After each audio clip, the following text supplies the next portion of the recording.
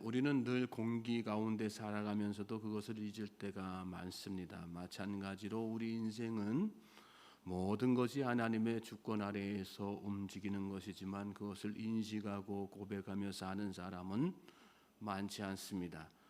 사무엘이 살던 시대는 사사시대 말기였습니다. 각기 자기소견에 옳은 대로 살던 그런 시대였죠. 자기소견에 옳은 대로라는 말이 참 두려운 말입니다. 하나님을 의식하지 않고 산다는 말이거든요. 더군다나 이스라엘 백성들이지 않습니까? 하나님께서 열방 가운데 특별히 내 백성으로 구별하신 사람들, 오늘 이 시대 우리 그리스도인들도 그런 사람들이 많습니다. 신앙생활은 하지만 하나님은 전혀 의식하지 않고 사는 사람, 신부는 하나님의 자녀이지만 매사를 내 소견대로 내 방식대로 하는 사람입니다. 오늘 우리는 어떻습니까? 오늘 우리가 하나님의 자녀라는 것을 잊지 않길 바랍니다. 하나님을 의식하며 사는 중에 시대를 잘 분별할 수 있도록 하나님과 더욱더 친밀해지기를 소망하고 기도하며 나아갈 수 있기를 주님의 이름으로 소망합니다. 1절 말씀 보세요. 아이 사무엘이 엘리 앞에서 여호와를 섬길 때에는 여호와의 말씀이 희귀하여 이상이 흔히 보이지 않았더라. 사무엘이 엘리 앞에서 여호와를 섬겼다는 말은 엘리의 지도를 받으면서 제사장의 일을 도운 것을 의미하죠. 여호와의 말씀이 희귀하여 이상이 흔히 보이지 아니하더라. 말씀도 희귀하고 이상도 희귀했다.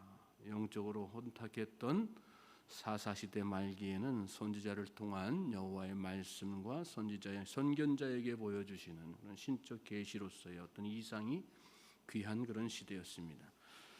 2절 3절 보십시오. 엘리의 눈이 점점 어두워가서 잘 보지 못하는 그때에 그가 자기 처소에 누웠고 하나님의 등불은 아직 꺼지지 아니하였으며 사무엘은 하나님의 궤에 있는 여호와의 전 안에 누웠더니, 특별히 그때를 엘리의 눈이 점점 어두워가서 잘 보지 못하는 때라고 이렇게 말씀하죠. 엘리의 영적 상태를 상징적으로 보여주는 말씀이며 동시에 이스라엘의 영적 상태를 함께 보여주는 그런 말씀이에요. 당시 제사장은 이스라엘을 대표하는 사람이죠. 엘리와 마찬가지로 이스라엘 백성들의 영적 상태도 점점 더 어두워져 가고 있는 때, 그때가 바로 사무엘의 시대였습니다. 영적 지도자의 역할이 참 중요하죠.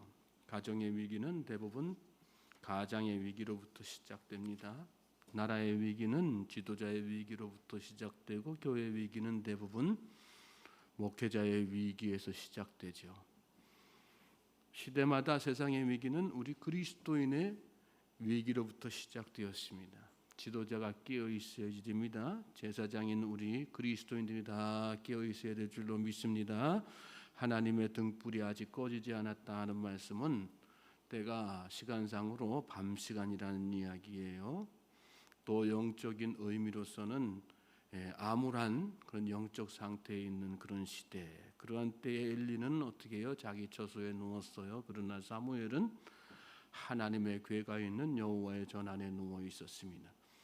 영적으로 깨어 있는 사람은 시대가 혼탁할수록 하나님의 전을 찾아요. 그러나 깨어 있지 못한 사람은 자기 처소를 찾는 것이죠.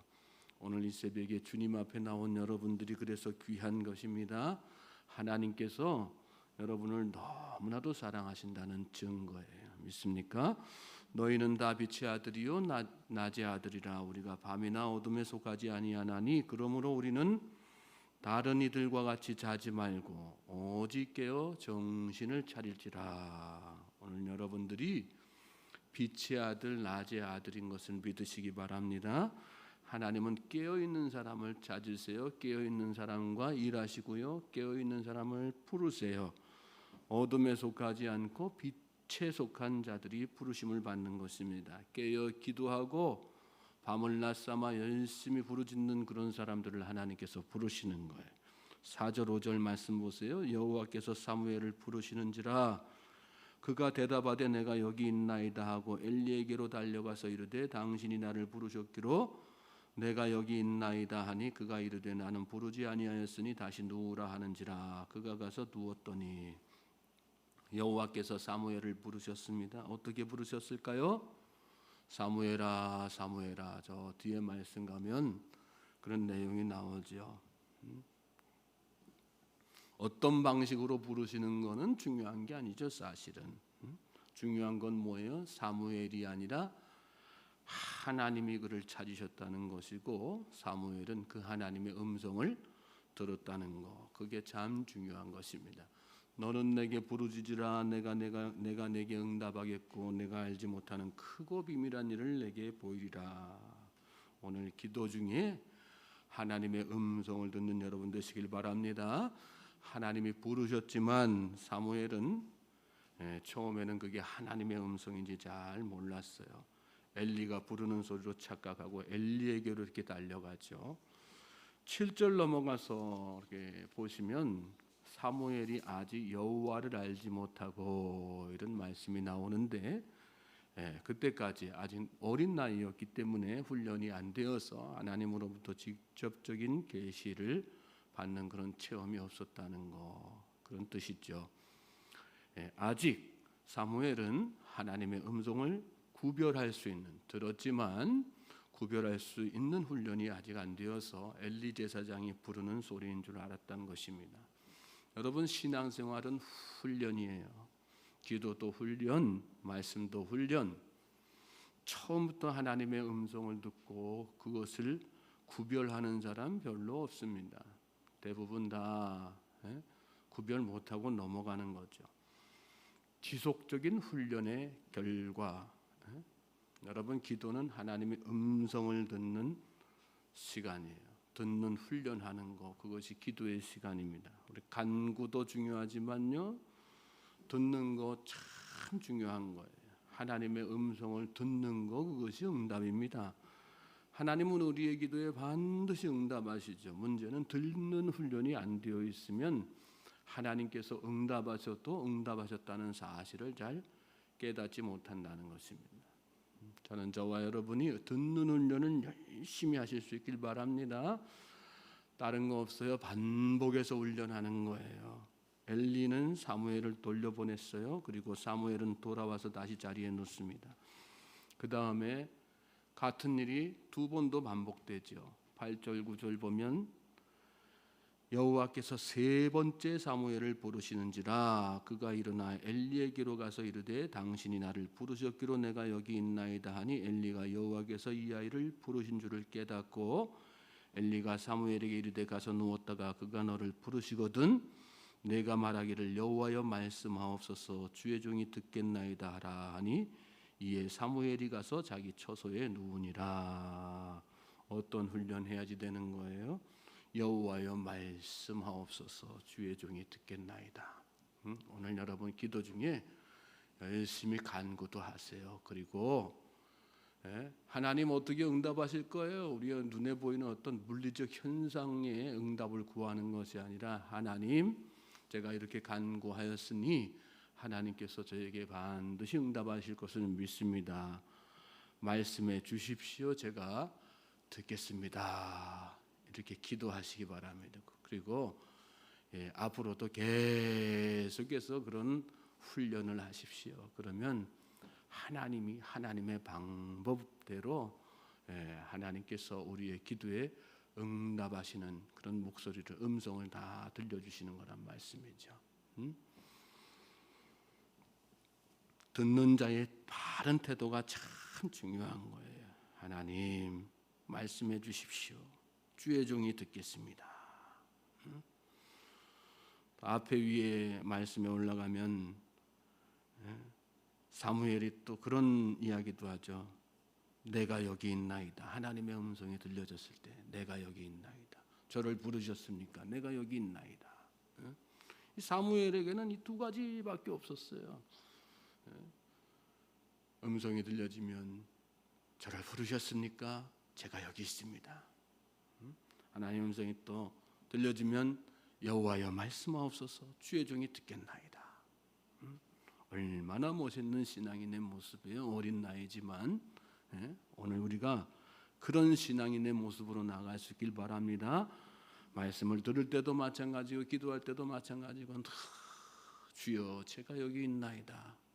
저를 부르셨습니까? 감사합니다. 주여 말씀하옵소서. 주의 종이 듣겠습니다. 겸손하게 귀를 열고 그럴 때 하나님의 음성이 다 들려지는 것이죠. 그리고 그런 사람을 하나님께서 들어 쓰시는 거 아니겠어요? 자, 이어지는 말씀 10절부터 또 보시면 여호와께서 임하여 서서 전과 같이 사무엘아 사무엘아 부르시는지라. 이 세 번째 부르심, 결정적인 순간 이렇게 다가오는 그런 말씀이죠. 사무엘이 이르되 말씀하옵소서 주의 종이 듣겠나이다. 엘리가 가르쳐준 대로 그렇게 했어요. 그랬더니 11절에 여호와께서 사무엘에게 이르시되 보라 내가 이스라엘 중에 한 일을 행하리니 그것을 듣는 자마다 투기가 울리리라. 내가 엘리의 집에 대하여 말한 것을 처음부터 끝까지 그날에 그에게 다 이루리라. 내가 그의 집을 영원토록 심판하겠다고 그에게 말한 것은 그가 하는 죄악 때문이니 이는 그가 자기의 아들들이 저주를 자청하되 금하지 아니하였음이니라. 그러므로 내가 엘리의 집에 대하여 맹세하기를 엘리 집의 죄악은 제물로나 예물로나 영원히 속죄함을 받지 못하리라 하였노라 하셨더라.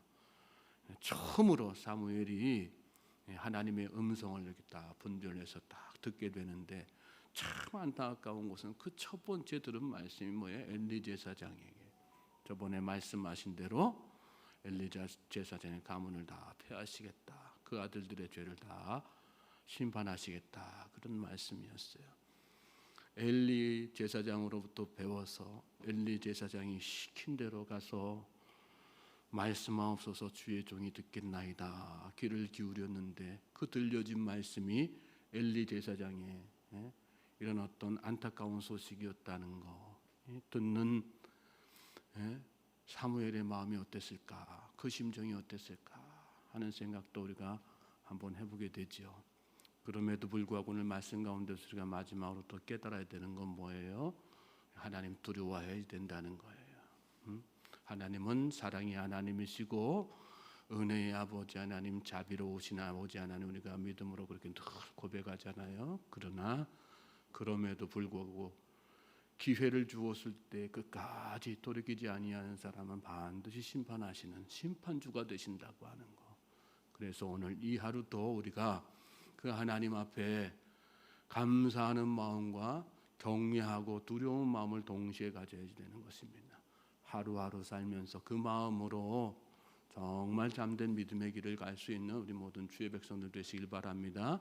하나님께서 여러분을 반드시 부르시고 여러분에게 계획하신 모든 일들을 기도를 통해서 응답하실 거예요. 열심히 하나님의 말씀을 듣는 훈련을 하십시오. 그리고 들은 말씀을 두렵고 떨리는 마음으로 마음속에 잘 새겨서 그 말씀대로 사실 수 있길 바랍니다. 특별히 이 구약 시대는 이렇게 사무엘을 직접 부르신 것처럼 직접적인 계시가 주를 이루었죠. 하나님께서 음성을 들려주실 때. 그러나 이 시대는 직접적인 계시보다 뭐예요? 하나님의 말씀을 통해서 우리에게 주시는 그런 하나님의 음성.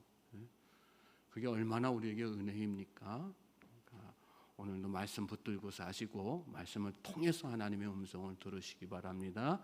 다른 방법으로 막 이렇게 여기 사무엘처럼 하나님께서 사무엘아 사무엘아 하는 것처럼 막 어떤 직접적인 계시를 듣기 원하고 좋아하는 그런 사람들 있죠. 위험성이 많아요. 오늘 우리는 하나님께서 우리에게 이 성경을 통해서 우리에게 직접 말씀하시고 들려주신다는 그런 생각을 가지고 그런 믿음을 가지고 말씀에서 벗어나지 않기 위해서 우리 자신 스스로를 잘 돌아보고 말씀을 붙들고 그 말씀을 통해서 하나님의 음성을 듣는 훈련을 잘 해야지 되는 것입니다. 오늘 하루가 그런 복된 하루 되기를 다시 한번 주님의 이름으로 소망하고 축복합니다.